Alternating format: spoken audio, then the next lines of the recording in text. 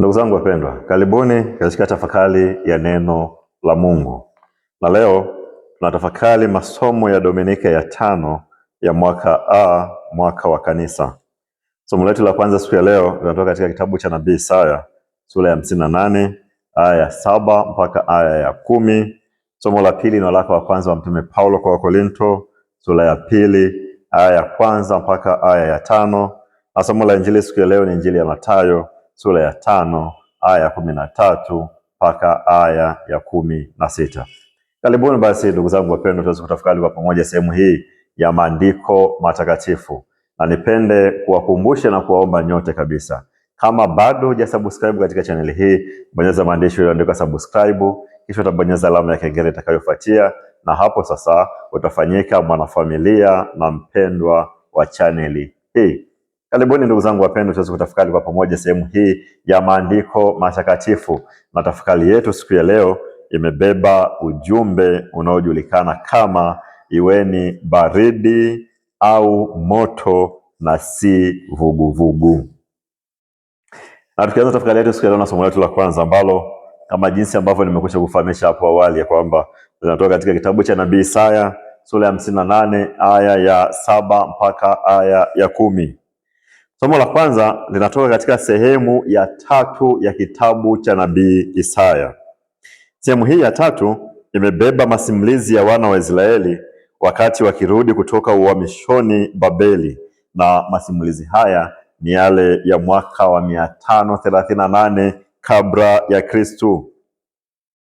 Baada ya Wayahudi kuwa wamekombolewa na Cyrus mfalme wa Persia, walipewa kibali na ruhusa ya kurejea nchini kwao.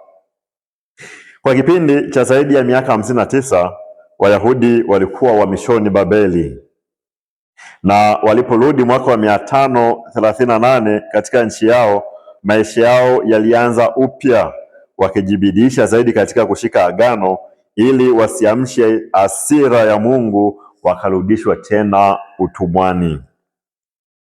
Katika kipindi hiki ifahamike ya kwamba hawakuwa na hekalu, lilivunjwa na Nebukadneza mwaka wa 586. Hivyo iliwalazimu kujenga madhabahu mbalimbali kwa ajili ya kumwabudu Mwenyezi Mungu. Katika kipindi hiki Wayahudi walijiepusha zaidi na ibada kwa miungu ya kipagani, jambo ambalo lingeamsha hasira ya Mwenyezi Mungu, na hasira hiyo ingeambatana na adhabu kali sana kwao. Hivyo walijiepusha na ibada hiyo kwa miungu ya kipagani. Na baada ya kurudi kutoka utumwani, mkazo mkubwa uliwekwa kusisitiza upya wa maisha kwa kuzingatia sheria ya Sabato na maagizo ya Torati. Baada ya wana wa Israeli kuwa wamerudi kutoka utumwani, hali ya kiusalama ilikuwa dhoofu, ikiwa mbaya, uhalifu uliongezeka, ukichagizwa na hali ngumu ya kimaisha. Kwa sababu hiyo, Mwenyezi Mungu aliendelea kuwaadhibu kwa kutokutimiza ahadi zake, wala kwa kutokusikiliza vilio vyao na sala za watu hawa ambao ni waovu. Wayahudi hivyo waliwekeza nguvu zao zaidi katika kufunga, kusali na kujinyenyekeza kwa Mwenyezi Mungu. Na katika sura hii ya 58 ambayo somo letu la kwanza linatoka huko, tunafahamishwa habari za mwito wa Mungu kwa Nabii Isaya. Mwenyezi Mungu anamfahamisha Isaya juu ya dhambi za watu hawa kuwa ni unafiki, kwani hawashiki pasavyo maagizo yake. Watu hawa wamekuwa wakishika sheria ya kufunga kama jinsi tunavyoambiwa katika kitabu hiki cha Nabii Isaya sura ya 58 aya ya 3 mpaka aya ya 12, na wamekuwa wakishika vile vile sheria ya Sabato kama jinsi tunavyoambiwa katika kitabu hiki cha Nabii Isaya sura ya 58 aya ya 13 mpaka aya ya 14.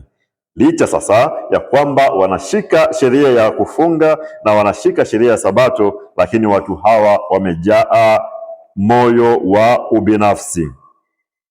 Tena watu hawa ni watu wenye kuwapuuza maskini, wenye kuwapuuza wenye njaa, wenye kuwapuuza wasiokuwa na maskani, wenye kuwapuuza wasiokuwa na mavazi, walio uchi, na watu hawa ni watu wenye kuwapuuza wahitaji. Sasa Mwenyezi Mungu ananena kwa kinywa cha nabii Isaya akiwaambia watu hawa ya kwamba kufunga kwao pamoja na kushika kwao sheria ya Sabato havina manufaa kwao, kwa sababu wao ni watu wasiowajali maskini, wasiowajali wahitaji, na wasiowajali watu wenye shida mbalimbali.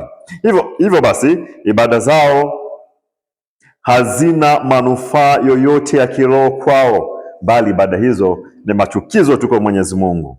Hii ikiwa na maana ya kwamba kumpenda Mwenyezi Mungu tafsiri yake ni kuwapenda wale ambao Mwenyezi Mungu huwapenda. Hivyo ibada ya kweli iko katika kumpenda Mungu na kuwapenda wote ambao Mwenyezi Mungu anawapenda. Mwenyezi Mungu huwapenda walio maskini, huwapenda wahitaji, huwapenda wasiokuwa na makazi, huwapenda wasiokuwa na mavazi, huwapenda wahitaji na wote wenye shida mbalimbali. Katika somo letu la kwanza basi, Mwenyezi Mungu anawatahadharisha Wayahudi kwamba kufunga kwao ni bure, kwani hawatendi haki kwa ndugu zao walio wanyonge, maskini na wahitaji. Ibada ya kweli iko katika kuwasaidia wenye shida na wahitaji, yaani kuwapenda wale ambao Mwenyezi Mungu anawapenda, walio wadogo, walio wanyofu, walio wanyonge na wenye matatizo mbalimbali. Hiyo ndiyo ibada ya kweli. Na katika somo la pili ambalo linatoka katika waraka wa Mtume Paulo kwa Korinto sura ya 2 aya ya 1 mpaka aya ya 5. Tunafahamu ya kwamba mji wa Athene ulikuwa ni kitovu cha falsafa za Kiyunani. Umbali wa kutoka katika mji wa Athene mpaka mji wa Korinto ni umbali wa kilomita 80. Hivyo ni sehemu ambayo Wayahudi waliweza kutembea kwa siku moja.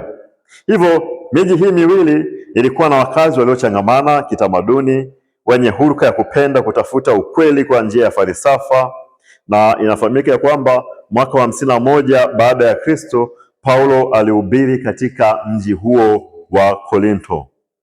Apolo sasa, ambaye alikuwa ni Myahudi aliyekuwa akiishi Korinto, ndiye aliyechaguliwa kuwa kiongozi wa kanisa hilo, na mara nyingi amekuwa akiwahimiza waamini wenzake wa kanisa la Korinto watumie falsafa kupinga mafundisho yote ya Paulo, kwa sababu mafundisho ya Paulo katika mji huu wa Korinto yalijawa na hekima ya kimungu. Hakufundisha wala hakutoa mafundisho ya Mungu katika mtindo wa kifalsafa, lakini kwa mafundisho hayo aliyatoa kwa namna ya kawaida kabisa yenye kueleweka na kila mmoja. Sasa jambo hilo ndilo ambalo Apolo analipinga. Anawaambia watu hawa, waamini hawa wa Korinto, ya kwamba hawapasi kusikiliza mafundisho ya Paulo kwa sababu mafundisho hayo hayajatolewa katika mtindo wa kisasa wa kipindi hicho, mtindo wa falsafa. Kitendo hiki kimekuwa kikimuudhi sana Paulo na kukifananisha na mwiba katika mwili wake. Apolo alidhani ya kwamba ustadi wa falsafa wenye mitindo ya maneno ni ustadi wa kuhubiri neno la Mungu. Paulo alishawahi hata hivyo kuhubiri akitegemea hekima ya kibinadamu iliyo katika mitindo hii ya kifalsafa, akiwa katika mji wa Troas, na matokeo yake watu hawakuweza kulielewa neno la Mungu, wala hawakuweza kuelewa hekima ya Mungu inayopatikana katika neno hilo na mafundisho hayo ya Paulo. Tunafahamisha kwamba baadhi ya watu walisinzia na mmoja wao alianguka kutoka gorofani akafa, kama jinsi ambavyo tunavyosoma katika kitabu cha Matendo ya Mitume sura ya 20 aya ya 1.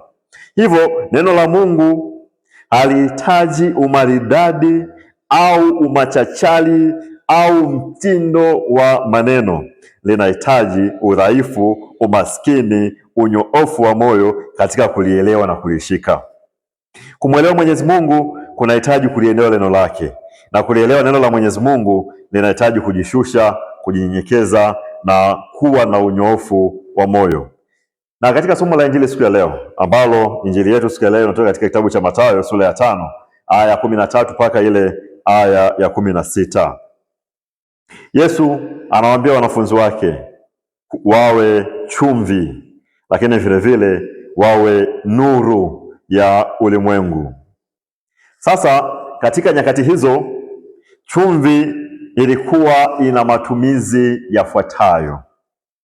Katika kipindi hicho, chumvi ilitumiwa ilionekana na ilichukuliwa kama ni kitu cha thamani kubwa sana kuliko dhahabu. Kwa hiyo kwa kipindi hicho thamani ya chumvi ilikuwa iko juu zaidi kuliko thamani ya dhahabu. Inafahamika ya kwamba maaskari wa Kirumi walilipwa chumvi kama sehemu ya mshahara wao.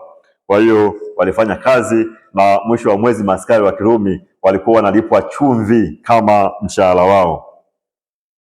Lakini vile vile chumvi iliaminika kuwa ni kitu kisafi kuliko vitu vyote kwa sababu ya ile rangi yake, ule weupe wa chumvi. Kwa hiyo chumvi ikaaminika na kuchukuliwa kama ni kitu ambacho ni kisafi. Chumvi ni ishara ya usafi. Palipo na chumvi pana usafi. Chumvi pia ilitumika katika chakula. Kwa mfano, wavuvi walitembea mwendo wa siku 2 mpaka mwendo wa siku 3 kuwatoa samaki katika ziwa Galilaya na kuwafikisha katika mji wa Yerusalemu. Kutoka katika ziwa Galilaya mpaka Yerusalemu ulikuwa ni mwendo wa siku 2 kwa wavuvi au siku 3. Sasa ili samaki wasiweze kuharibika njiani na samaki waweze kufika wakiwa bado ni wazima na ambao wanaweza kutumika katika chakula, samaki hawa walipaswa kupakwa chumvi nyingi ili wasiweze kuharibika. Lakini vile vile chumvi pia ilitumika kuleta ladha katika chakula. Chakula kinavyopikwa ili kiwe kina ladha nzuri, ladha ya kupendeza kinywani, kinapaswa kiwekewe chumvi. Kwa hiyo chumvi ilileta ladha katika mapishi. Hivyo basi mfuasi wa Yesu anapaswa atambue kwamba yeye ni mtu wa thamani. Tena anapaswa kuwa safi kama jinsi ambavyo chumvi ilivyo safi. Lakini zaidi ya yote anapaswa kutumika kutunza usafi wa moyo kama jinsi ambavyo chumvi ilitumika kutunza usafi wa samaki ili aweze kufika katika mji wa Yerusalemu samaki huyu akiwa bado mzima na wala hajaharibika. Lakini zaidi ya yote sasa, kwa sababu chumvi vile vile ilitumika katika kuongeza ladha katika mapishi, katika mboga, na ndio hivyo ambavyo Yesu anawaambia wafuasi wake wanapaswa wawe ni chumvi ya ulimwengu, waongeze ladha katika mapishi ya ulimwengu huu. Na jambo la mwisho, wanapaswa wawe nuru. Nuru ilitumika kufukuza giza, na tunafahamu ya kwamba katika nyakati hizo hakukuwa kuna umeme wala taa za hizi ambazo zinazotumia nishati ya umeme. Hivyo basi walitumia miangaza ambayo ilitokana na mwanga uliochomwa kitu fulani na kuweka juu ya ukuta ili kufukuza nuru, eneo lote liwe na mwanga, kusiwe na giza. Halikadhalika ndivyo ambavyo mfuasi wa Kristo anapaswa awe. Popote pale ambapo ulipo panapaswa pawe na nuru. Hapapaswi kuwa na giza la dhambi au viashiria vya dhambi vyovyote. Maneno hayo sasa ndio ambayo Yesu leo katika Injili anawafundisha na kuambia wanafunzi wake. Yako mambo kadha wa kadha ambao ningependa kutafakari katika Dominika hii ya leo. Jambo la kwanza, usitumie kivuli cha dini kuficha uovu. Tumia dini kuondoa uovu. Ni kama jinsi somo la kwanza linavyotuelekeza kitabu cha nabii Isaya.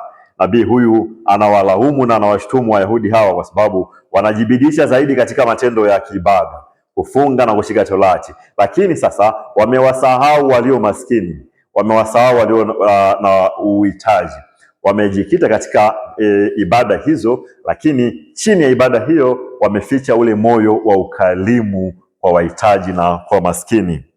Wapo waamini ambao imani yao haiwasaidii kuyaongoza maisha yao. Wao ni kama Mafarisayo. Imani yao pamoja na matendo yao ni vitu ambavyo vinatofautiana na kupishana sana. Hupenda kujionyesha kuwa wao ni watu wa ibada, lakini ibada haimo ndani ya mioyo yao. Watu hawa wanapenda kufunga, wanapenda kusali, wanapenda kufanya hija na matendo mengine ya kiibada kama sehemu ya maonyesho tu ya nje. Lakini sasa miongoni mwao ndani ya mioyo yao wamejaza visasi, hawana moyo wa kusamehe, ni wabinafsi, ni wachoyo, ni wabaguzi, ni wanafiki, ni walevi.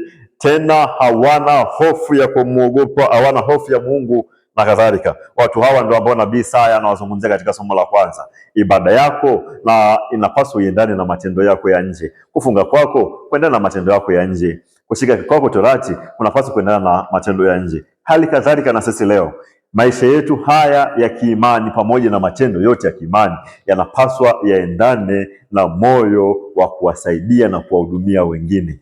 Matendo yanapaswa yaendane na maneno ya imani tulionayo. Ibada ya kweli ianze ndani ya moyo wako. Wapende maskini, wapende wahitaji na wote ambao wanakimbilia msaada kutoka kwako. Na jambo la pili, fuata neno la Mungu. Wako watu wengi ambao hupenda sana kusikiliza maneno bure. Hupenda kubishana, hupenda kufarakana, hupenda kuchafua utu wa mtu kwa maneno yasiyokuwa na tija. Watu hawa hawayaamini maneno ya uzima, lakini huyaamini maneno hayo ya kufarakanisha na kuyasambaza kwa watu wengine. Kuna watu ambao 100% ya maisha yao wao wamejikita zaidi katika kusikiliza, kuchunguza, kufuatilia na kuongea maneno bure yenye uzushi na uchonganishi.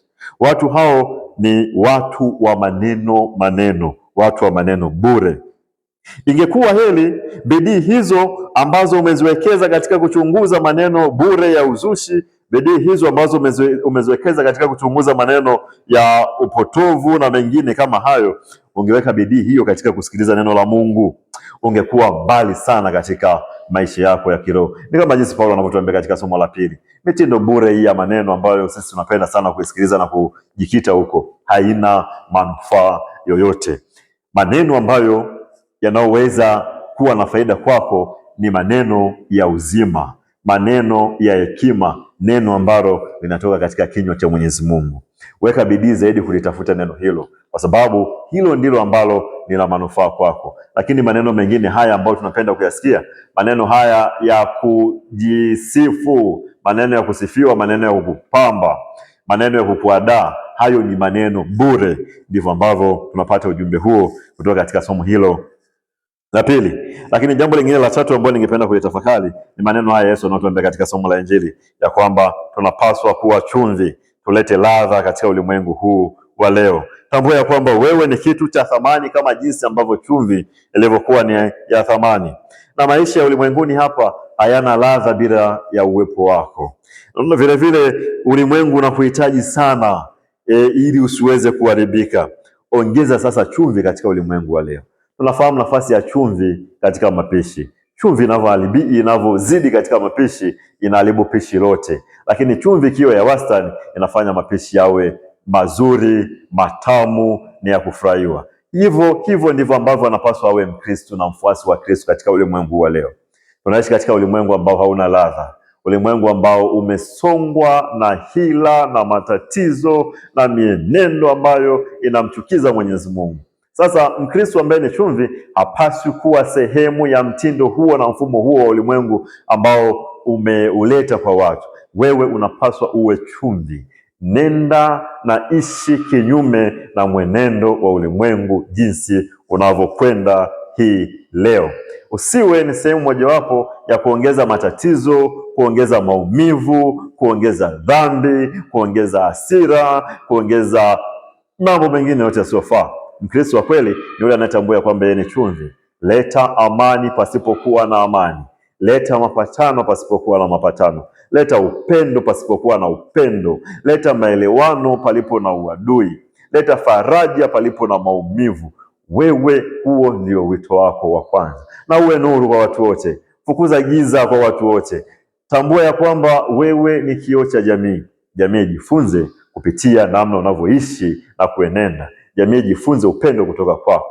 Jamii ijifunze uvumilivu kutoka kwako. Jamii ijifunze utu wema kutoka kwako. Jamii ijifunze kupendana kutoka kwako. Ukiweza kuyafanya hayo, wewe ni chumvi na wewe ni nuru ya ulimwengu. Usiwe katikati.